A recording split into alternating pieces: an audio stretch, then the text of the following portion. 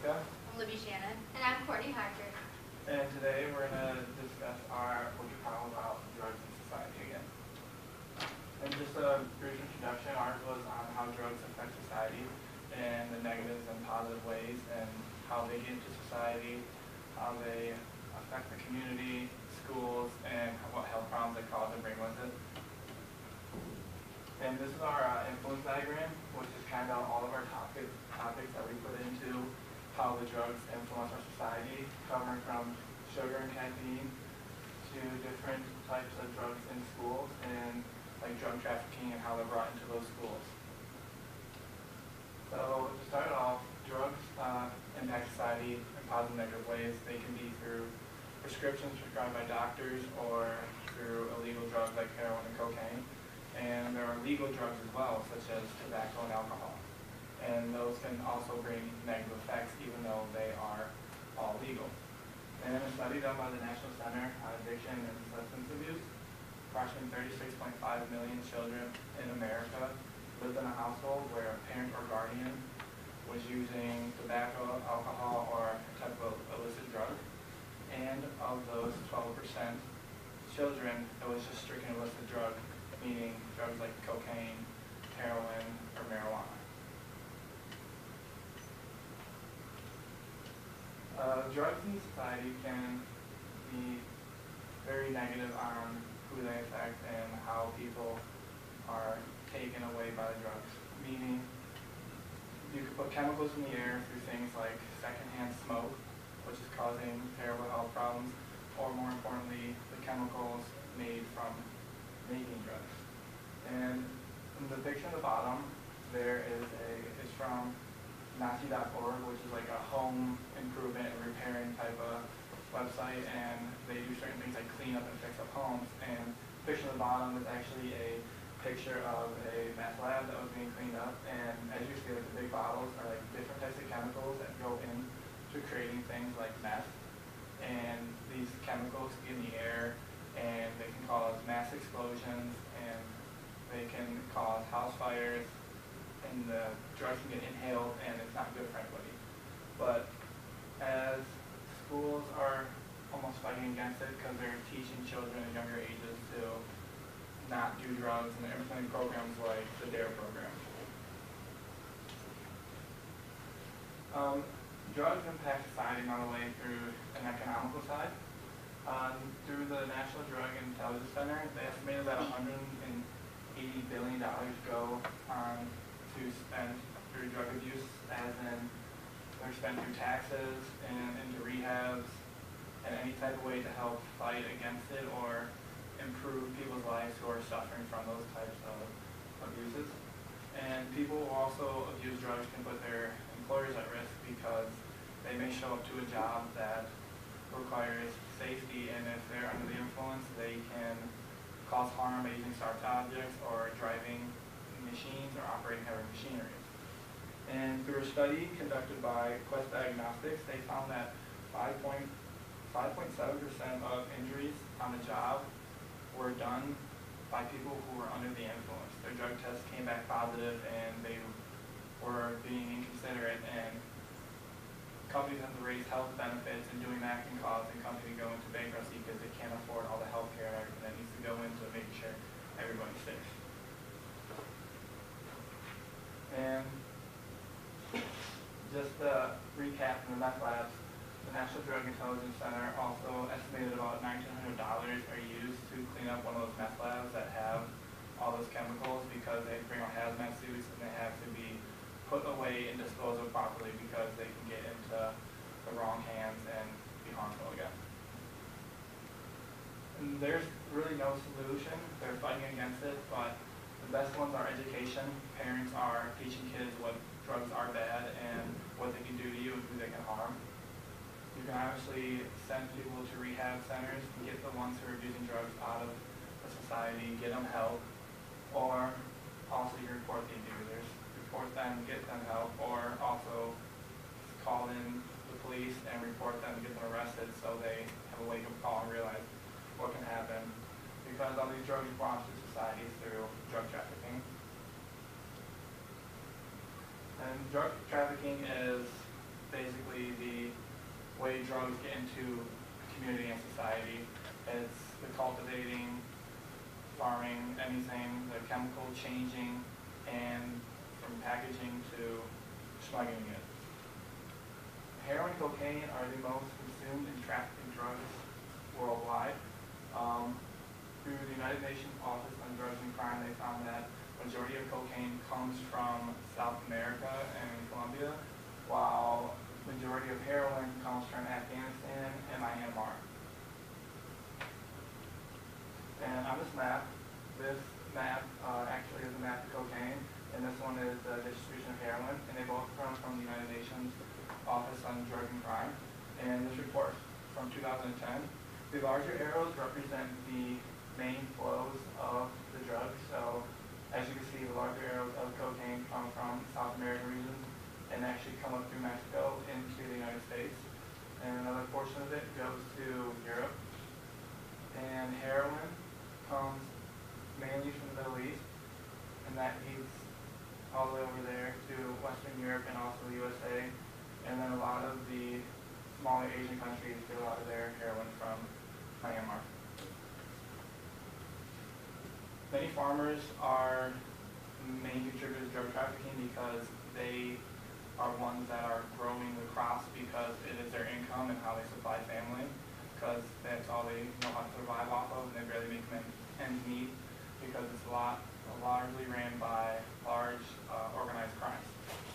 And after they get grown, they are smuggled into a country, and with ever-changing technology, people are using cars, shipping containers, and anything they can think of to get a drug across the border into a country where it is illegal. And in the United Nations Office on Drugs and Crime did a study and found out that in the southern U.S., mainly the border of Mexico, is a very large hotspot for importing drugs, mainly from South America, like cocaine, and they run other drugs like marijuana over the border. And rapidly changing technology is also, like I mentioned, making it easier to smuggle, but it's also being trafficked on the internet. And what I mean by the internet is an article produced by Burley. The article is talking about something called the Silk Road, which is basically an online way for people to traffic drugs over the internet. They access something called the dark web, which is basically the black market for the internet. It's making it 10 times harder for FBI agents, DEA, or whomever to track them down and shut down their businesses. There's no more hand-to-hand distributions. Everything's mailed and shipped without being traced back to them, because you can simply access an account from, say, a coffee house or something. And they also get paid through what's called Bitcoins, which is electronic money online. And they show a good example of this in a movie that was called Dope that came out a year ago. And it was centered around 3 young teens in California who actually sold drugs through this type of web, and how they gained money online through all of this. And the really only easy way to stop drug trafficking is to crack it down on it and stop it. Drug trafficking is such a lucrative business that it is booming. It's a booming economy for the organized crime industry. But all this drug trafficking, unfortunately, is bringing drugs like heroin into a society and causing major problems. And a study by Dr. Hughes, he's a professor at University of Chicago, and Illinois back in the late 1940s and 50s actually faced a large heroin epidemic because it was a cheap drug at the time due to World War II, which was putting a hold on drug smuggling and drug trade all around the world. And now Ohio is actually faced with this large heroin epidemic problem, more specifically centered around the Stark County area, right around the University of Mount Union. And a report done by CNN in September 2016, about 112 people were reported to have died from overdosing, and that was just back in September, and the epidemic is still going on. It hasn't really slowed down much.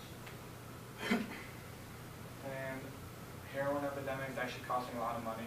In a study done by the Stark County Mental Health and Addiction Recovery, fatal and non-fatal overdoses are costing Ohioans roughly $3.5 billion a year in taxes and other expenses just to fund things like rehab centers and everything. And at the moment, there's really no sign of it slowing down because there's people produce the heroin, they produce bad batches that people overdose on, and unfortunately they pass away from it. And the major solution for this is to get help, send people to rehab centers. A lot of places are putting out Narcan, which is a drug to kind of counteract the overdosing. But Stark County Mental Health and Addiction Recovery also reported that heroin users are becoming younger and younger, and a lot of them are under the age of 25. And unfortunately, with drug trafficking, it's bringing heroin into society and getting closer and closer into school systems. And now Courtney can talk about how drugs affect school systems. So schools nowadays are becoming a place of business rather than an academic learning environment like they once were. There's an uprise in the heroin addiction, as he said. When we think of teenagers, we think of sporting events and sleepovers and sweet 16s, not 12-year-olds to the age of 18 overdosing on heroin and other prescription drugs. It is an uprising problem, as he said, because of the drug trafficking and how it's coming across. Marijuana inhalants, prescription drugs, those are known as gateway drugs. They are satisfying and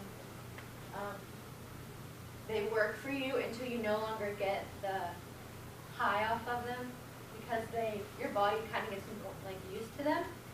So you move on to heroin and cocaine, more severe drugs.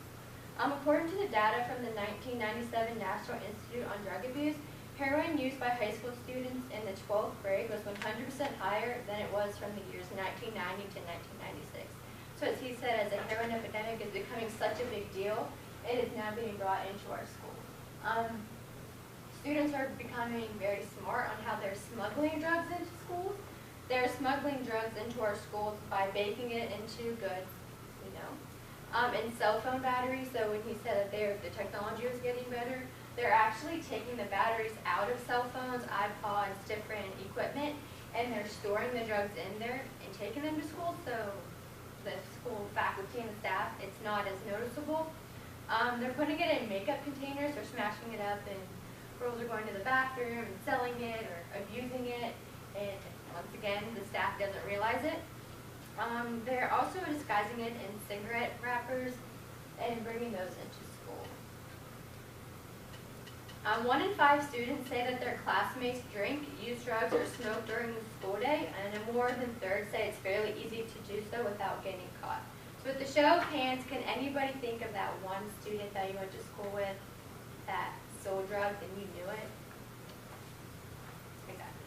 So a lot of schools or students say that they know where to go to drugs and get in their school or around the surrounding neighborhoods.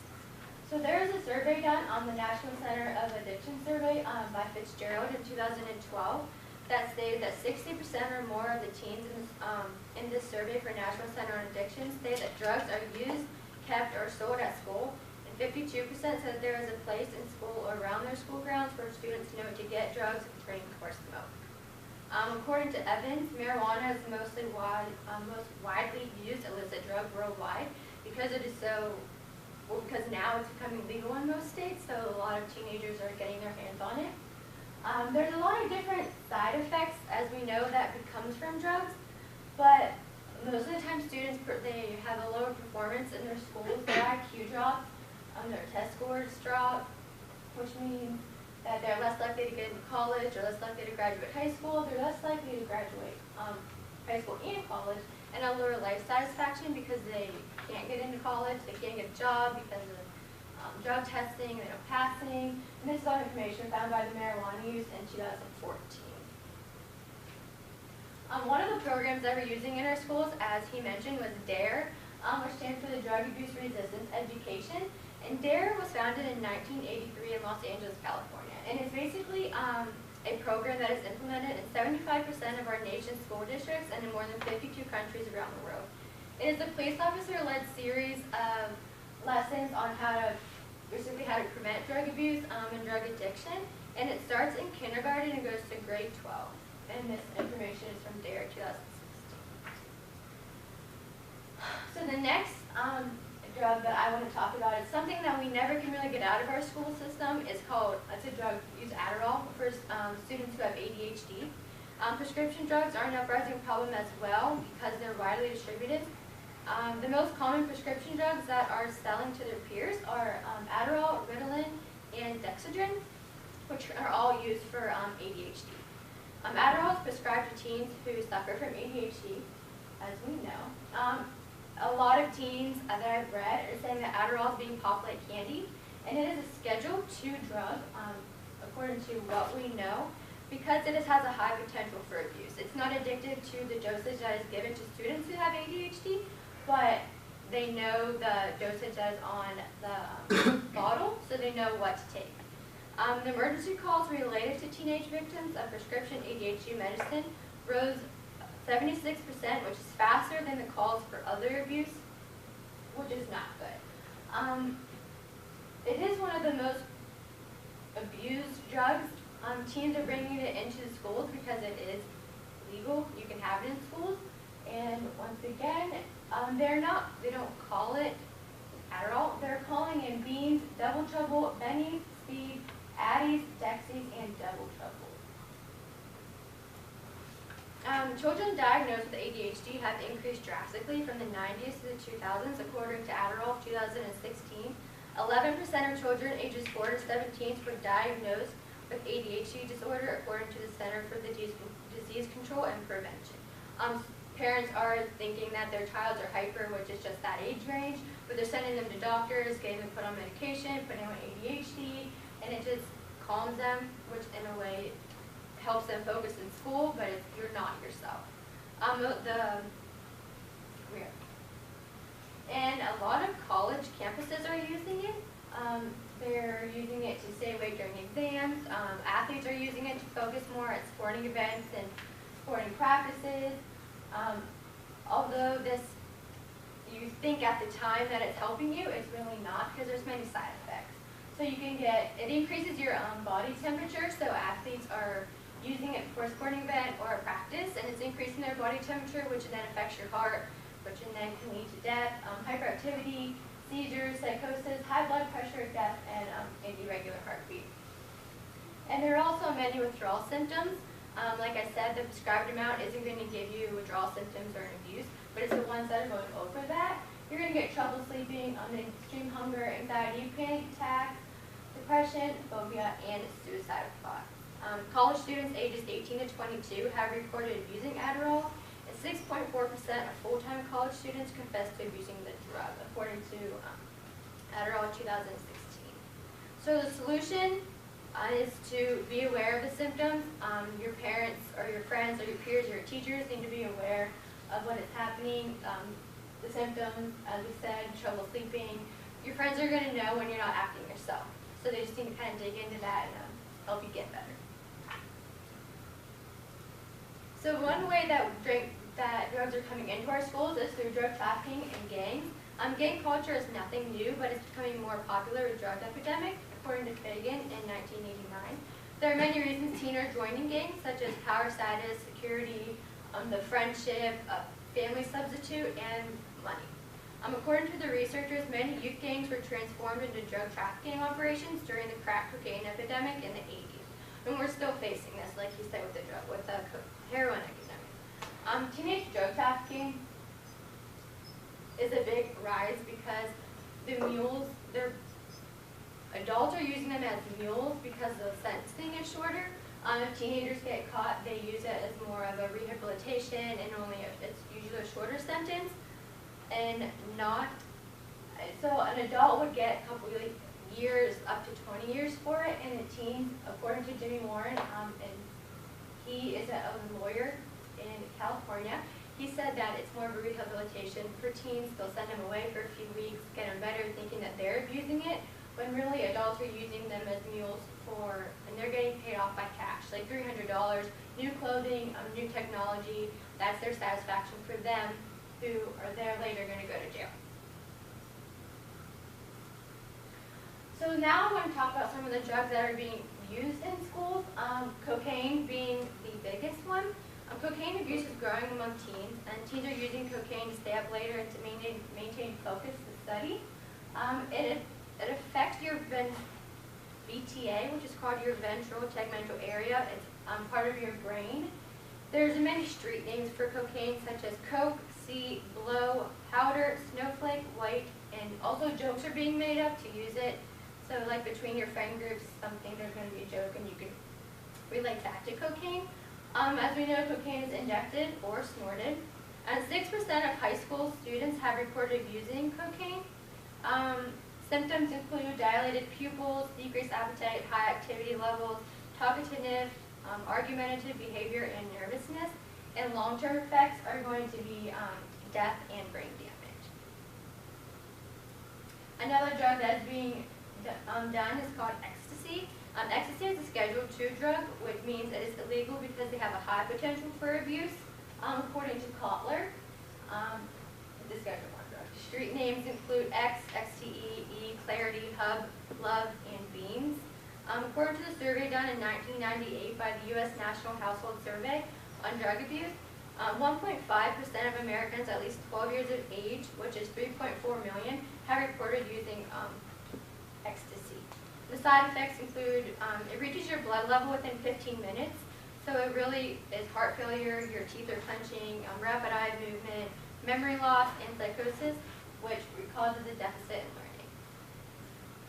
Another drug that is being used is bath salts, which are man-made. It's usually in a white or brown powder that is sold in packages that are labeled like not for human consumption, plant food, jewelry cleaner, and phone cleaner. The health effects include loss of touch with reality and violence, so you kind of lose your sense of reality and you're kind of in like a made-up world. And they're calling it Bloom, Cloud9, Flocka, Vanilla Sky, White Lightning, and Scarface. It's easy to get your hands on. Once again, students are actually making it themselves and distributing it to their peers. So the last drug I want to talk about is called DXM, which is, as we know, cough medicine. According to the NIDA, drinking cough medicine mixed with pop, which is also known as syrup, purple drink, bar, lean, is popular amongst teens. In 2008, a study was done that showed that 1 in 10 Americans have abused cough medicine. Students are abusing it.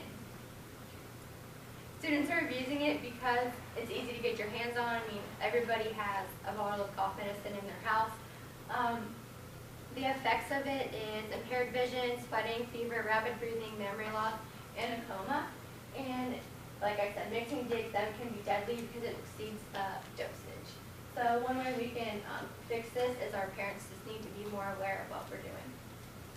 And now we're going to move on to Libby. Okay, so today I'm going to reiterate some of the reasons why nicotine is one of the most addictive drugs, and it kind of encompasses the sense of addiction in our society. So to start off with some statistics that I found in my research from the Center for Disease Control, nicotine is still the single largest preventable cause of death and disease in the United States, meaning that there's absolutely something we can do about all the people dying and getting sick from tobacco-related illnesses. Smoking kills around 480,000 people each year and annually costs the United States $170 billion in medical costs and almost $156 billion in productivity loss, meaning when people get sick, they can't go to work, they can't complete their work or their tasks, meaning the company is losing productivity and revenue because of this. So there are 40 million current smokers in the United States as of 2015. And to put that into perspective, that's 16.8% of all United States adults. So that's still a significantly high number of people. About 76.8% of those people are daily smokers or habitual smokers, and about 23.2% consider themselves casual smokers, meaning they don't smoke every single day. Nicotine is considered the second most addictive drug next to heroin, as Eric talked about earlier.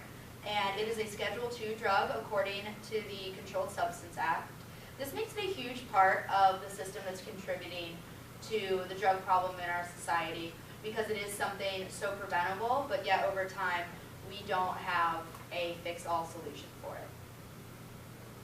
So for years, people have been trying to come up with different ways to get people to quit smoking. And unfortunately, like I mentioned, there are no fix-all solutions. Otherwise, it wouldn't be such a big problem still. However, there are some solutions that we have found, and many public health professionals have done research on, showing the progress that we can use. Many research studies show that laws and policies that prohibit smoking in public areas help improve the health of the general population. Whereas the analysis of the CDC's research also shows that tobacco control programs also reduce the amount of tobacco-related admissions to hospitals and emergency rooms, saving millions of dollars of healthcare costs each year. Other individual methods of relieving people of tobacco addiction include cessation programs, which are group programs led by public health professionals, including step-by-step systems to help someone break their addiction. Some people also choose to switch to the nicotine patch, which they can wear on the outside of their skin, slowly releasing nicotine into their body, or they can switch to nicotine gum in a similar manner in order to break that habit without experiencing the withdrawals of nicotine. So moving on to caffeine, most people don't consider it more of a lifestyle choice than a drug. However, it's even more prevalent than nicotine is in our society. Caffeine mainly comes from plants, as we all know, but it's primarily consumed through coffee, tea, soda, energy drinks, and also found in some medications, which I will come back to. Adults primarily are drinking coffee, while kids are primarily drinking soda in that according fashion. And a study done by the Behavioral Pharmacology Research Unit of Johns Hopkins Medical School shows that upwards of 85% of adults consume coffee on a daily basis, and upwards of 66% of children are drinking at least 1 can of soda per day. And this research study talked about that addiction and dependence can occur when a habit of up to 30 milligrams of caffeine is consumed each day, and that is a half a cup of coffee and at least 1 soda. So all these people that are drinking caffeine on a regular basis, if it's at least 1 cup a day, they're probably addicted and have some sort of dependence on the caffeine. Many policies limiting caffeine and sugar consumption have been proposed over the years. However, they're mostly met with failure because they are deemed an infringement on basic rights. And yeah, they're deemed an infringement on basic human rights, and they don't hold any girth in a court of law because there's not enough studies shown that it's harmful, moreover than the fact of withdrawal symptoms. Okay, so now I'm going to talk about addiction, which is the basis of our wicked problem. The National Survey of Drug Use and Health reported that as of 2015, there's 21.5 million Americans that are addicted to some form of substance. And to us, that was just kind of an unreal number of adults in our society that have some dependence on a substance and they can't get through their day without. According to this study done by Oxford Medical Journal, the biggest problem with addiction is the chemical imbalance that I've talked about before that occurs in the brain when there's a dramatic increase of neurochemicals from a substance. And once the effects of the substance wear off, the brain has stopped producing those chemicals and is now depleted of those chemicals, causing depression and anxiety, and making an addict want to use again to get rid of the withdrawal symptoms and to make themselves feel better. So some possible solutions that we've come up with are rehabilitation centers, which are inpatient medical centers that offer medical and emotional support during the time of withdrawal and recovery. This means that people can go to these centers and check themselves in voluntarily and be in a safe environment where they're not going to be tempted by substances out on the streets or in their communities or friends group. They're going to be in a safe environment where when they're feeling tempted or when they're having a hard time with creating a way to live a life on their own, they can have someone there helping them, counselors and medical professionals. However, rehab centers don't